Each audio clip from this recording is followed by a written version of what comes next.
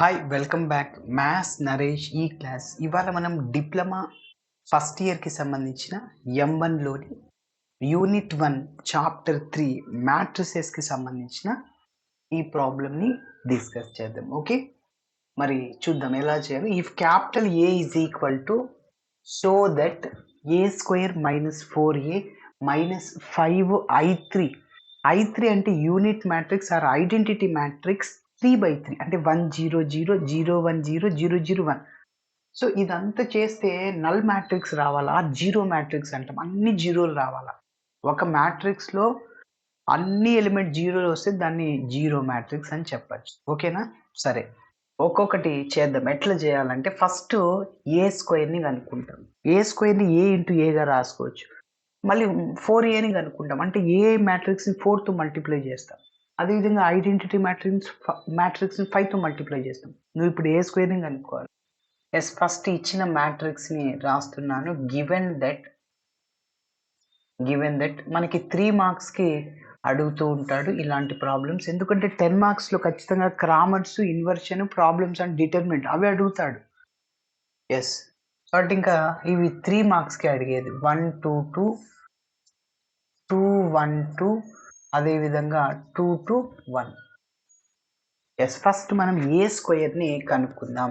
ఏ స్క్వేర్ని మనం ఏ ఇంటూ ఏగా రాయొచ్చు. అంటే ఏ మ్యాట్రిక్స్ని రాసుకుంటాం. ఫస్ట్ 1 2 2 2 1 2 2 2 1. ఏ మ్యాట్రిక్స్ ఇంటూ 1 2 2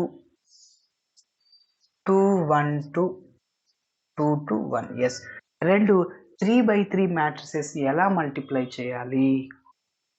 ఫస్ట్ రోతో ఫస్ట్ కాలంని, అదేవిధంగా ఫస్ట్ రోతో సెకండ్ కాలంని, ఫస్ట్ రోతో థర్డ్ కాలంని మల్టిప్లై చేయాలి. అదేవిధంగా నెక్స్ట్ సెకండ్ రోతో ఫస్ట్ కాలంని, సెకండ్ రోతో సెకండ్ కాలంని, సెకండ్ రోతో థర్డ్ కాలంని మల్టిప్లై చేయాలి.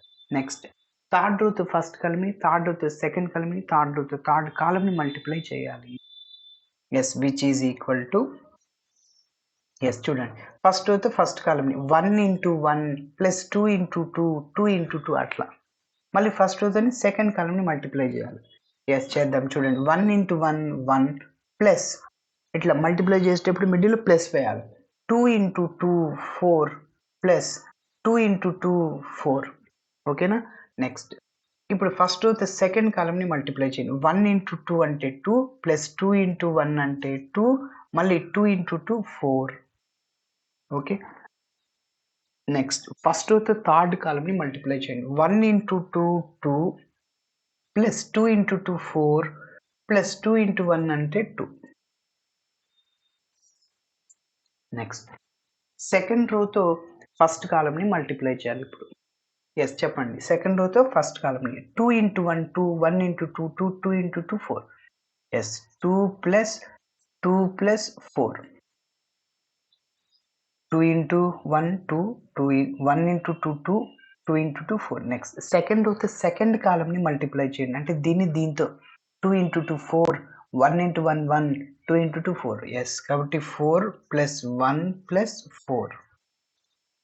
అదేవిధంగా సెకండ్ రోతో థర్డ్ కాలంని మల్టిప్లై చేయండి.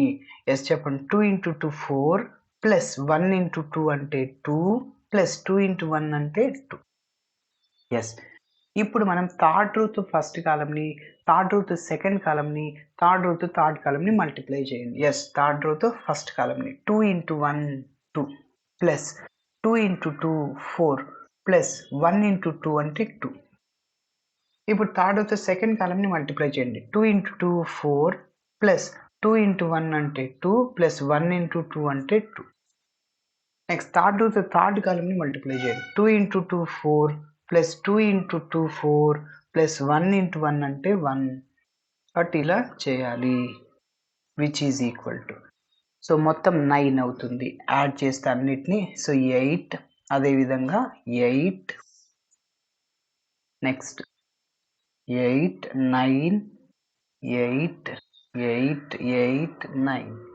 మీరు గమనిస్తే ఈ మ్యాట్రిక్స్లో ప్రిన్సిపల్ డయాగ్నల్ ఉన్న అన్ని ఎలిమెంట్స్ 9గా ఉన్నాయి. Remaining all are 8. ఓకేనా? ఎస్, ఏ స్క్వేర్ కనిపెట్టేసానా. ఇంకా 4a కనుక్కుందాం. ఓకేనా? 4a is equal to 4 into A matrix రాసుకో. 1 2 2 2 1 2 2 2 1 అంటే ఏ మ్యాట్రిక్స్లో ఉన్న ప్రతి ఒక్క ఎలిమెంట్ని 4తో మల్టిప్లై చేయండి. ఎస్ చెప్పండి. So which is equal to 4 into 1 4 4 2s 8 మళ్ళీ 4 2s 8 4 2s 8 4 1s 4 8 8 8 4 4a. Okay next 5i3 కనుక్కోండి.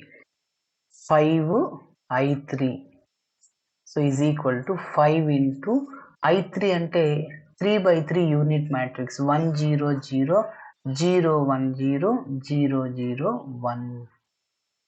ఓకే మరి ఈ i3లో ఉన్న ప్రతి ఒక్క ఎలిమెంట్ని 5తో మల్టిప్లై చేయండి. So which is equal to 5 into 1 5 5 into 0 5 into 0 0 మొత్తం ప్రిన్సిపల్ డయాగ్నల్లో 5 వస్తుంది. Remaining all are 0. ఓకే ఇప్పుడు ఇంకా మన ప్రాబ్లమ్ని తీసుకుందాం. సో దేర్ఫోర్ ఏం చేయాలి? a² minus 4a minus 5 into i3 is equal to first a² కనిపెట్టేసాం కదా, అది నోట్ చేసేద్దాం. ఇదే కదా? ఎస్ 9 8 8 8 9 8 మళ్ళీ 8 8 9 minus 4a minus 4a. So 4a already కనిపెట్టేసాము. ఎస్ నోట్ చేసేద్దాం. చెప్పండి 4 8 8 మళ్ళీ 8 4 8 మళ్ళీ 8 8 నెక్స్ట్ మైనస్ చేద్దాం. 5i3 అంటే ఇదే 5 0 0 అదేవిధంగా 0 5 0 అదేవిధంగా 0 0. ఎస్ ఇప్పుడు ఈ 3 మ్యాట్రిసెస్ని మనం సబ్ట్రాక్షన్ చేయాలి. ఎస్ మీరు గమనిస్తే ఇక్కడ ఫస్ట్ రోలో ఫస్ట్ ఎలిమెంట్ని, ఇక్కడ ఫస్ట్ రోలో ఫస్ట్ ఎలిమెంట్, ఫస్ట్ రోలో ఫస్ట్ ఎలిమెంట్ అంటే వాటి కరస్పాండింగ్లో ఉన్న ఎలిమెంట్స్ని సబ్ట్రాక్షన్ చేసేయండి. ఓకేనా? అంటే 9 మైనస్ 4 మైనస్ 5 9 మైనస్ 4 మైనస్ 5. ఓకేనా? మరి 8 దాని కరస్పాండింగ్లో ఉన్న elements 8 minus 8 minus 0 8 minus 8 minus 0 next 8 minus 8 minus 0 వాటి కరస్పాండింగ్లో ఉన్న ఎలిమెంట్స్. ఓకే నెక్స్ట్ సెకండ్ రోలో వాటి కరస్పాండింగ్లో ఉన్న ఎలిమెంట్స్ని తీసేయండి. 8 minus 8 minus 0 next 9 minus 4 minus 5 అదేవిధంగా 8 మైనస్ 8 మైనస్ 0. థర్డ్ రోలో కరస్పాండింగ్ ఎలిమెంట్స్ని సబ్ట్రాక్షన్ చేయండి. 8 minus 8 minus 0 8 minus 8 minus 0 9 minus 4 minus 5.